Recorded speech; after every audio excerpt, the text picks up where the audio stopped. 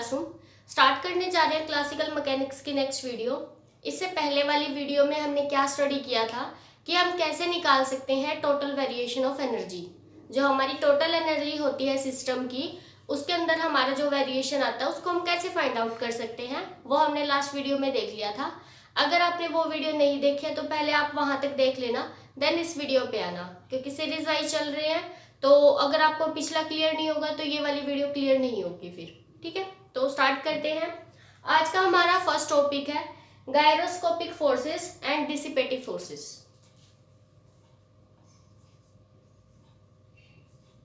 Gyroscopic forces और dissipative.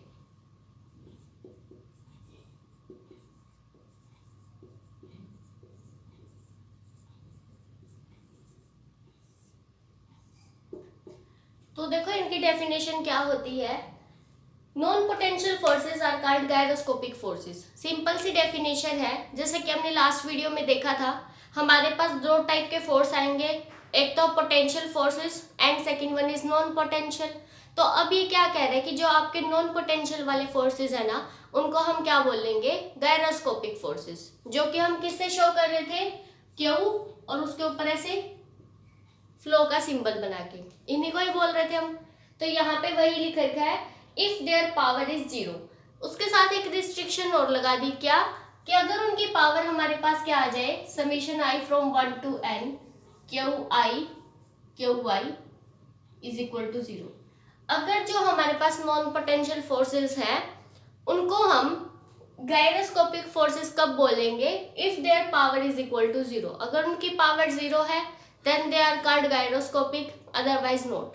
ठीक है, इसी तरह से डिसिपेटिव फोर्सेस भी कौन से फोर्स होते हैं, ये भी हमारे वही फोर्स होंगे जो कि नॉन पोटेंशियल वाले फोर्सेस ही हैं, ये वाले। लेकिन अब की बार रिस्ट्रिक्शन क्या होनी चाहिए, summation I from 1 to n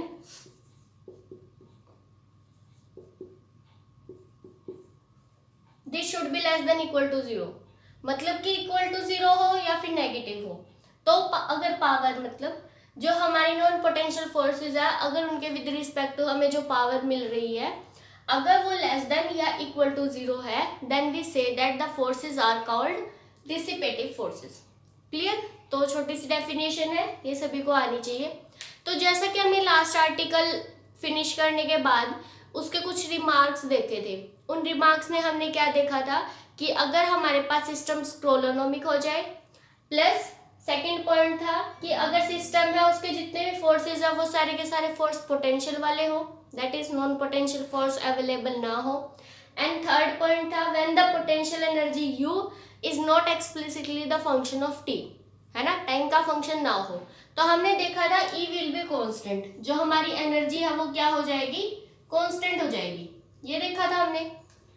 तो इसी तरह को इसी जो हमारी स्टेटमेंट है उसको थोड़ा सा और अच्छे से अगर हमें बताना हो एक ही लाइन में, तो हम ऐसे भी बोल सकते हैं कि अगर हमारे पास स्क्रोलोनोमिक सिस्टम है विद गायरोस्कोपिक फोर्सेस, अगर हमारे पास गायरोस्कोपिक फोर्सेस है तो ऑब्वियसली बात है कि जो उनकी पावर होगी वो तो जीरो ही होगी।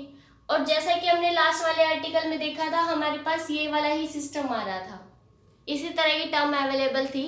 तो अगर हमारे पास स्क्रोलोनोमिक सिस्टम हो और साथ में गायरोस्कोपिक फोर्सेस हो, और साथ में हम ये कह दें कि जो एनर्जी यू है, अगर पोटेंशियल एनर्जी हमारी is not the function of T explicitly, तो हम क्या कहेंगे, ई will constant.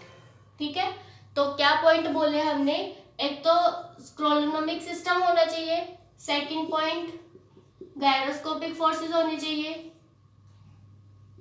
Gyroscopic forces available हो, and third point is u is not the function of t explicitly, u जो है वो इसका फंक्शन नहीं होना चाहिए। अगर ये तीनों चीज है देन e will be constant, energy हमारी क्या हो जाएगी, कांस्टेंट हो जाएगी। ठीक है, देखो अभी नेक्स्ट पॉइंट। और ये ध्यान रखना, अगर यहाँ पे हम गायरोस्कोपिक को हटा दे और हम अपना जो सिस्टम है उसके अंदर डिसिपेटिव फोर्सेस ले लें,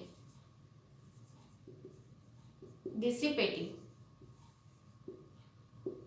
अगर डिसिपेटिव फोर्सेस लेंगे तो energy will not equal to constant, जो उसका डेरिवेटिव है dE/dt, this will less than equal to 0, क्योंकि जब हम स्क्रोलोनोमिक ले रहे थे तो डेरिवेटिव इज इक्वल टू 0 आ रहा था, इज इक्वल टू 0 होगा तभी E विल बी कांस्टेंट, है ना।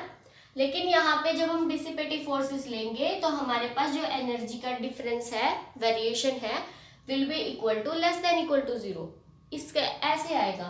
तो इस तरह की जो हमारी एनर्जी होगी इसको हम डिसिपेटिव एनर्जी ही बोलेंगे, क्योंकि ये डिसिपेटिव फोर्सेस से आई है तो इसको आप डिसिपेटिव एनर्जी बोल सकते हैं। क्लियर? ये दो छोटी छोटी सी डेफिनेशंस थी। उसके बाद अब हमारा जो मेन आर्टिकल है वो स्टार्ट कर रहे हैं। अब नेक्स्ट आर्टिकल का नाम है Lagrange equation for the potential forces.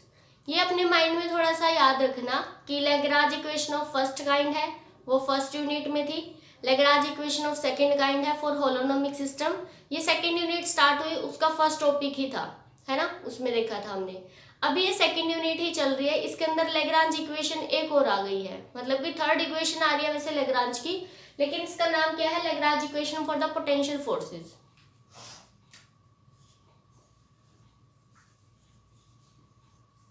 Lagrange equation for potential forces.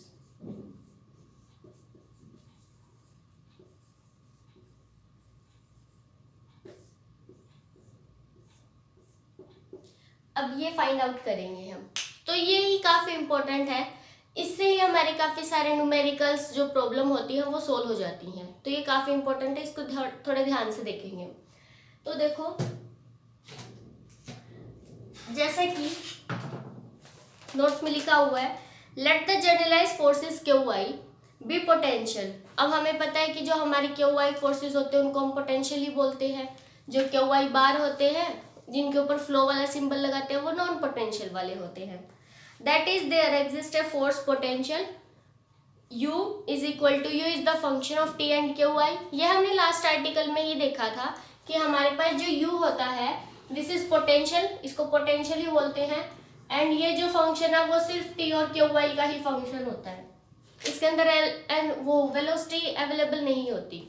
तो यही लिख रखा है यहाँ पे। और उसके बाद जो क्यू आई है उसका इसके साथ रिलेशन क्या था, minus D you by D T, sorry D Q I, यही रिलेशन निकाला था हमने। वेयर जो आई की वैल्यू है वो तो हमें पता ही है 1 2 से लेके स्मॉल n तक जाती है, यही देखा था। उसके बाद अब हम कुछ डिफाइन करने जा रहे हैं, L is equal to T minus U, ये हमने एक डिफाइन किया। L हमने क्या ले लिया, kinetic energy minus potential energy. The function L is called Lagrange function या फिर काइनेटिक पोटेंशियल। अब ये जो L है इसको थोड़ा ध्यान रखना, क्या बोल रहे हैं हम, लैग्रांज फंक्शन या फिर काइनेटिक पोटेंशियल, ये बोल रहे हैं हम इसको काइनेटिक पोटेंशियल, ठीक है। तो आगे देखो, since the potential energy u does not depend on the generalized velocity.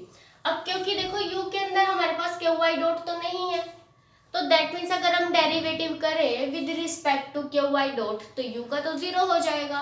तो आप क्या करो, इसमें डेरिवेटिव कर दो both side with respect to Q I dot, तो curl L by curl Q I dot this is equal to curl T by curl Q I dot हो जाएगा। इसका 0 हो जाएगा क्योंकि u के अंदर तो हमारे पास क्यू आई डॉट अवेलेबल ही नहीं है, सिर्फ t और क्यू आई ही है, ठीक है। और इसी तरह से आप ये भी निकाल सकते हैं, with respect to Q I करो तो curl L by curl Q I this is equal to curl T by curl Q I and minus curl u by curl Q I. But क्योंकि u के अंदर Q I तो available है तो with respect to आई तो हो जाएगा, लेकिन ये ध्यान रखना कि with respect to Q I dot करेंगे तो नहीं होगा, तो विद रिस्पेक्ट टू u वाला 0 हो जाएगा, इसमें नहीं होगा। अब हम क्या करेंगे, ये जो हमने टर्म निकालनी है, जो हमारी Lagrange equation of second kind I थी उसके अंदर यूज कर सकते हैं इसका, तो वही करने वाले हैं हम। Lagrange equation of second kind सभी को याद होगी, D by D T curl T by curl Q I dot minus this is equal to Q I होता है, where I from 1 to small n, 1 2 small, ऐसे। तो अब देखो हम किस किस की वैल्यू पुट कर सकते हैं। Curl T by curl Q I dot के प्लेस पे रख देंगे, curl L by curl Q I dot यहाँ पे रख देंगे। Curl T by curl Q आई चाहिए, तो curl T by curl Q आई हमने निकाल दिया है। ये जो माइनस का इसको इधर ले आओ, प्लस का हो जाएगा। तो ये जो दोनों वैल्यूज है यहाँ से हम पुट करके इसके अंदर रख देते हैं। तो क्या आएगा हमारे पास, डी बाई डी टी, ये वैल्यू रखो, curl L by curl Q I dot, then minus curl L by curl Q I और plus curl U by curl Q I, this is equal to Q I.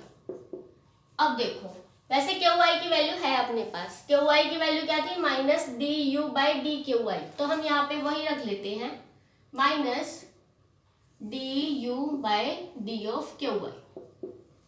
तो अब बस इस minus को अंदर ले जाओ और फिर हमारी जो इक्वेशन है वो आ गई है।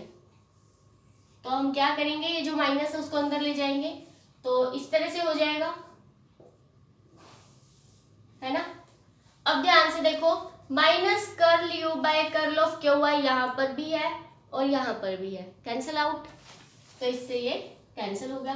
तो हमारे पास क्या इक्वेशन आई, D by D T curl L by curl Q I dot minus curl L by curl of Q I, this is equal to 0 where I from 1 to small L. इसी को ही हम बोलते हैं Lagrange equation of potential forces, ये इसी को ही बोलेंगे हम, क्योंकि इसमें क्या होगा, हमारे पास जो L की वैल्यू है, this is known as kinetic potential.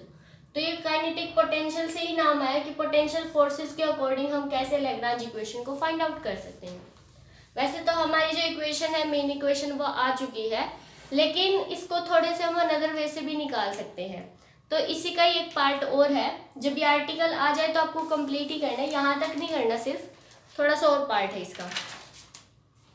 तो उसके बाद क्या कहा इन्होंने, let us now consider the case when in the plane of ordinary potential u, जो हमारा ऑर्डिनरी पोटेंशियल है वो यही था, u is equal to, u is the function of t and Q I, there existed generalized velocity, generalized potential v। अब हमने मान लिया कि हमारे पास है ना कुछ इसके विद रिस्पेक्ट टू एक जनरलाइज्ड पोटेंशियल एग्जिस्ट करेगा, which is the function of t Q I dot. तो देखो उसको कैसे मानना है,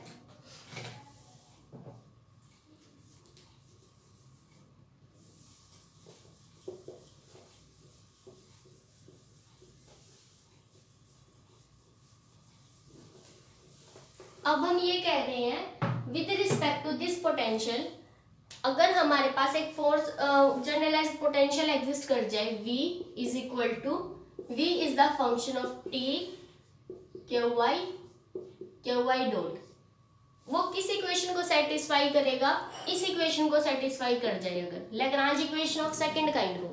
तो Lagrange equation of second kind यही कहती थी, D by D T curl v आ जाएगा आपके बाद, curl Q I dot minus curl v by curl of Q I. मतलब कि अगर हमारे पास पोटेंशियल ऐसा मिल रहा है, generalized potential such that it holds हमारी जो Lagrange equation of second kind है, तो यहाँ से देखो this is Lagrange equation of second kind for the potential, और ये जो हमारी इक्वेशन थी अभी हमने इरेज किया, यहाँ पे लिखी हुई थी, आप वीडियो बैक करके देख सकते हैं।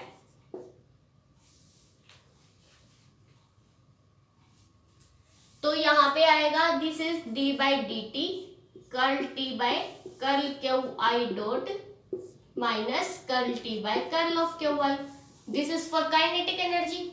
तो आप ध्यान से देखो, ये भी क्यू आई की इक्वल है, ये भी क्यू आई की इक्वल है, तो दोनों इक्वल ही हो गए ना।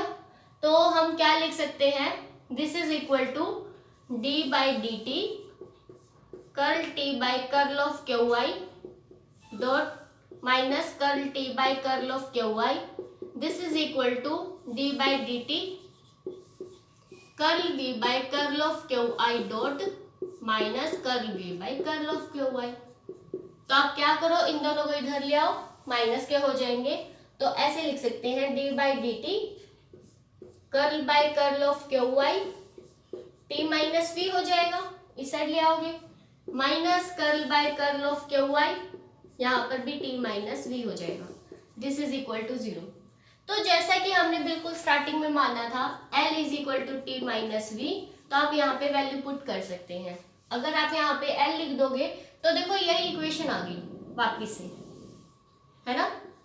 तो इस तरह से भी आप फाइंड आउट कर सकते हैं। तो आपको दोनों मेथड से निकाल के दिखानी है, अदरवाइज काफी छोटा आर्टिकल हो जाएगा। तो दोनों फॉर्म से निकाल के दिखा दो। यही जो हमारी इक्वेशन है, this is Lagrange equation for the potential forces. इस तरह से हम फाइंड आउट कर सकते हैं। इसको आइलर्स लैग्रांज इक्वेशन भी बोलते हैं कभी कभी, तो ऐसे भी लिख सकता है वो, कंफ्यूज नहीं होना अपने आर्टिकल का नाम।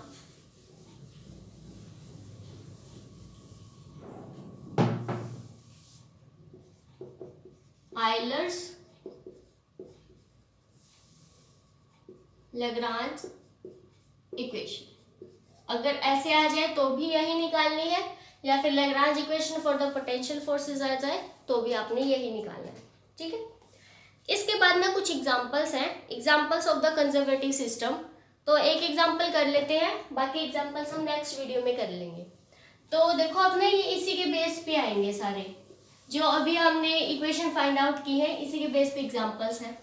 तो फर्स्ट एग्जांपल क्या कहता है, for the pendulum. Simple pendulum के लिए अब हम क्या करेंगे, अपनी जो इक्वेशन है लैग्रांज इक्वेशन वो फाइंड आउट करेंगे। तो first is derive the equation of the motion of the pendulum of the length L। Length कितनी दी है हमें पेंडुलम की, L दी है, and Bob of mass M। तो उसके नीचे जो बॉब लगता है this is of mass M। तो अगर हम देखें, डायग्राम देखते हैं इसका, दिस इज ग्राउंड लेवल, ये हमने एक लेवल कंसीडर कर लिया, और यहाँ पे हम क्या करेंगे, एक पेंडुलम लगाएंगे। तो पेंडुलम कुछ इस तरह से होगा, और ये बॉब है, इसका मास कितना है, m मास है, ठीक है। अब क्योंकि पेंडुलम हमारा क्या करता है, टू एंड फ्रो मूव करता है, तो हमने इसकी एक पोजीशन और कंसीडर कर ली, ये वाली, यहाँ पे हमारे पास बॉब है, ठीक है। तो अब क्या करेंगे, हमने मान लिया जनरलाइज कोऑर्डिनेट के लिए कुछ ना कुछ एंगल होगा थीटा, और पोजीशन भी मान लेते हैं। अगर ये हमारे पास ओरिजिन है तो ये जो डिस्टेंस होगा, ये वाला जो डिस्टेंस है दिस इज हाइट, तो हाइट को हम यूजुअली y से ही कंसीडर करते हैं, और जो हॉरिजॉन्टल डिस्टेंस होता है उसको हम x कंसीडर करेंगे। तो दिस इज y, हाइट है ये, और ये हमारी क्या है, हॉरिजॉन्टल है। और इसी तरह से अगर आप देखो तो बॉब के ऊपर जो ग्रेविटी की वजह से फोर्स लगता है वो क्या होता है, मास इनटू एक्सेलरेशन। तो मास इसका m गिवन है, क्वेश्चन के स्टेटमेंट में ही कह रखा है कि बॉब का मास m है, और एक्सेलरेशन ड्यू टू ग्रेविटी, तो ग्रेविटी g। तो ये हमारा ना क्या होता है, फोर्स लगता है due to gravity, mass into acceleration, तो acceleration due to gravity g ही लिखते हैं हम। तो इस तरह से इसका फिगर ड्रॉ हो जाएगा। अब हम इसके मेन लेवल पे आते हैं कि late theta be the angular displacement. अब क्या कहेंगे हम, जो हमने थीटा माना है वो क्या है, let theta be angular displacement. Displacement तो हो रही है, लेकिन क्योंकि in the form of angle देख रहे हैं हम, तो वो एंगुलर हो जाएगी, ठीक है। From the vertical OY at position at the any time t, किस टाइम पे, एट टाइम t पर, किसी एक पोजीशन के लिए, ठीक है। This dynamical system consist of a single particle of mass m and generalize coordinate theta. यही है हमारे पास जनरलाइज कोऑर्डिनेट थीटा है। The given system of is conservative and we have Lagrange equation of motion. अभी जो हमने Lagrange equation लिखी थी उसमें जो हमारे पास जनरलाइज कोऑर्डिनेट था वो क्यू वाई था, और अब जो हम जनरलाइज कोऑर्डिनेट ले रहे हैं वो थीटा ले रहे हैं, तो हम थीटा के विद रिस्पेक्ट टू डेरिवेटिव करेंगे। तो आप ऐसे लिख सकते हो d बाई डी टी, ऊपर तो l ही था लेकिन नीचे हम ऐसे लिख रहे थे क्यू आई डॉट, तो अब क्यू आई डॉट नहीं लिखेंगे, क्यू थीटा डॉट लिखेंगे, क्योंकि अब हमारे पास जो जनरलाइज कोऑर्डिनेट है वो थीटा है, minus curl l by curl of theta, this is equal to 0। तो ये हमारे पास क्या आ जाएगी, लैग्रांज इक्वेशन आ जाएगी। ठीक है। अब देखो हेयर, अब हमें क्या निकालना है, एल की वैल्यू, और एल की वैल्यू क्या थी, T minus V, where T is kinetic energy and V is potential energy, यही था। तो अब हमारा काम क्या है, काइनेटिक एनर्जी को निकालना और पोटेंशियल एनर्जी को निकालना। तो चलो अब देखो टी निकालते हैं। फॉर्मूला ये होता है हाफ एम वी स्क्वायर, तो इसी को ही फॉलो करेंगे। तो लिखो हाफ एम फॉर मास, क्योंकि मास हमें एम ही गिवन है तो एम ही यूज करेंगे।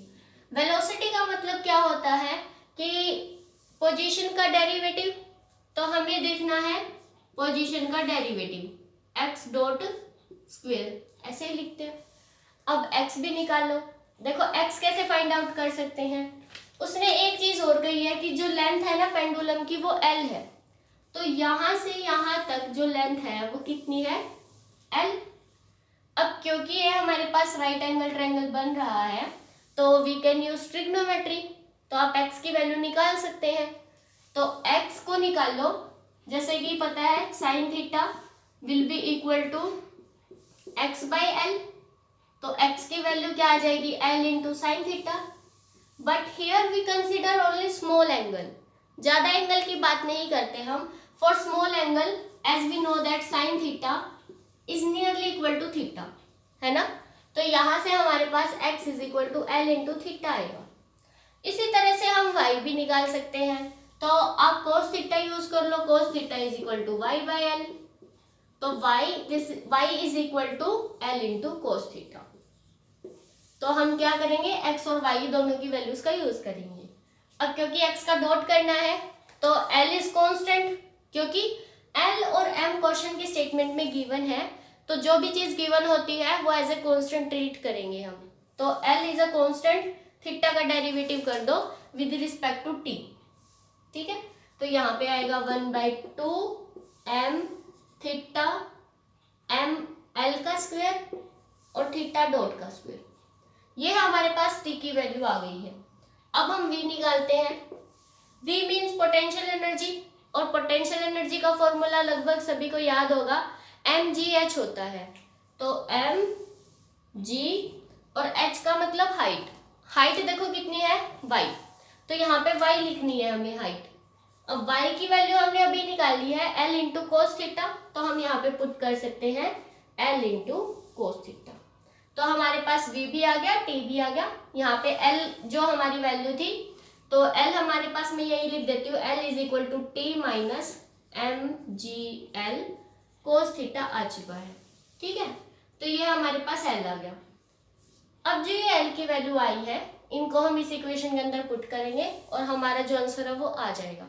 तो आपने क्या करना है, सिर्फ इसका डेरिवेटिव करो with respect to theta dot.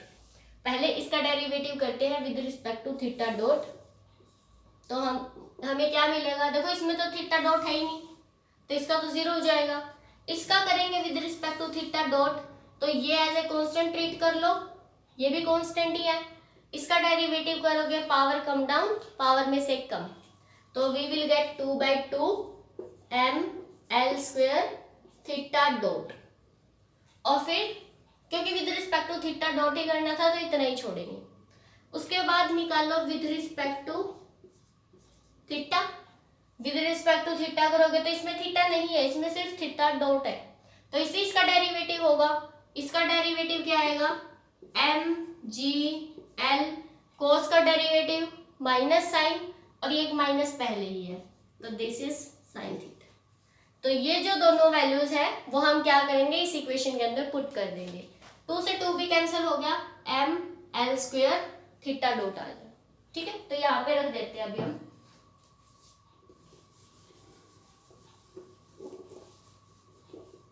तो देखो क्या बनेगा, D by D T M L square theta dot minus M G L sine theta is equal to 0। अब जो फर्स्ट टर्म है उसका डेरिवेटिव करना है हमें with respect to T. With respect to T derivative करेंगे, क्या आएगा, एम एल स्क्वायर, एक बार और डेरिवेटिव हो जाएगा तो theta double dot, this is equal to M G L sine theta minus is equal to 0। तो ये माइनस का ही है वैसे, तो इससे इस साइड जाएगा तो इज इक्वल टू ये हो जाएगा, है ना, प्लस का हो जाएगा। एक एम से एक एम कैंसिल कर सकते हैं, एक एल से एक एल भी कैंसिल हो जाएगा। तो theta dot double dot this is equal to G by L sine theta. This is our answer. तो इस तरह से हम निकाल सकते हैं। ये क्या थी, हमारी जो जनरल इक्वेशन है फॉर द पेंडुलम वो आ चुकी है। तो जो बाकी के कुछ क्वेश्चंस होंगे वो हम नेक्स्ट वीडियो में कर लेंगे। हाँ, ये प्लस की आई हुई है, wait a minute, I think कहीं मिस्टेक कर दी हमने। L is equal to T minus V ही लिखा था ना, L is equal to T minus V, और V की वैल्यू हमारी आई थी mgh। अच्छा, एक चीज रह गई हमारी, जो हम यहाँ पे y ले रहे हैं दिस इज डाउनवर्ड, है ना, क्योंकि x तो हमारा पॉजिटिव साइड जा रहा वो तो ठीक था, लेकिन जैसे ही हम y डाउनवर्ड जाएंगे तो y की वैल्यू नेगेटिव आएगी, वो चीज हमने छोड़ दी थी। क्योंकि जैसे ही आपको पता है ओरिजिन से डाउनवर्ड आते हैं तो नेगेटिव डायरेक्शन होती है, राइट साइड में जाएंगे तो पॉजिटिव, लेफ्ट में आओगे तो नेगेटिव। तो यहाँ पे हमें y की वैल्यू माइनस एल लेनी चाहिए थी, इस तरह से लेंगे हम, क्योंकि यहाँ पे जो y है this is minus Y not a y। तो आप साइज जगह थोड़ा सा ये डिफरेंस कर लेना कि y के प्लेस पे हमें साइज जगह माइनस का साइन लेना है, तो आप यहाँ पे ऐसे लेके चलोगे, माइनस आ जाएगा, इधर प्लस आ जाएगा, तो पीछे थोड़ा सा चेंज कर लेना, बाकी ठीक है अपना आंसर, ठीक है। तो इस तरह से हम कर सकते हैं। जो बाकी वाले न्यूमेरिकल्स हैं वो हम नेक्स्ट वीडियो में करेंगे, जिसमें कि हम ये देखेंगे कि एटवुड मशीन की हम कैसे फाइंड आउट कर सकते हैं जो अपनी इक्वेशन होती है। फिर हम ये भी देख लेंगे कि एक एग्जांपल हो रहा है जिसके अंदर सिंपल हार्मोनिक मोशन को भी हम स्टडी करना सीखेंगे with the help of Lagrange equation. तो अभी तक आपको जितना भी क्लियर होगा उसमें से जो भी डाउट हो तो कमेंट बॉक्स में या फिर टेलीग्राम ग्रुप में बता सकते हैं। नेक्स्ट जो नोट्स है वो आपको टेलीग्राम ग्रुप में मिल जाएंगे। Thanks for watching.